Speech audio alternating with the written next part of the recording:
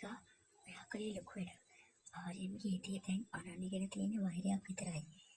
තව ටික දවසකින් මේ නාගකන්‍යා පාර්ට් මැදලා දාන්න අපිට පුළුවන්. මට අනන්‍ය ගැන දුකක් නෑ යමුනා.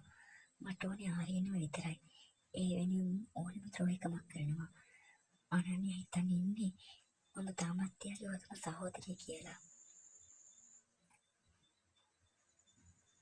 දෙහිනේ රුචිකා. මම ඔයාලට මගේ පන්ටත් වඩා ආදරය කළා. ඒත් ඔයා මගේ පපුවටම පිහින් එන්න. අතීතම් ඔයා මගේ සහෝදරියෙක් නෙවෙයි. ඔයා මගේ හතුරෙක්.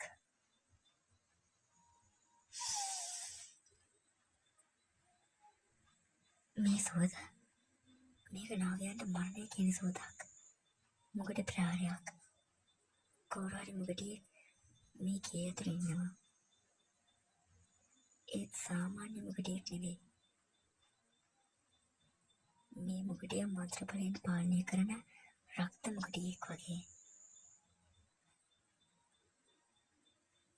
ආර්යන් තාමත් මාත් එක්ක තරහද? මම ඊරෑ හැසිරෙන විදියට සමාව වෙන්න. මම හරි අසනීපෙන් හිටියේ. අනන්‍ය ඔයාගේ සිරුරේ අසනීපෙට වඩා ඔයාගේ හිතේ ලොකු වෙනසක් වෙලා තියෙනවා. මම ආදරය කරපු නියතමානී කෙල්ල අද මේ විතර නෑ වගේ මට දැනෙන්නේ. ඒක නිසා ප්ලීස් මට ටිකක් තනියම ඉන්න දෙන්න.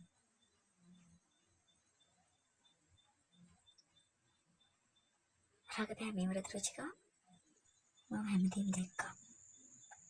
ඔයා යමුණයි එකතු වෙලා මට කරන් ද්‍රෝහිකම මම මගේ ඇස් දෙකින්ම දැක්කා.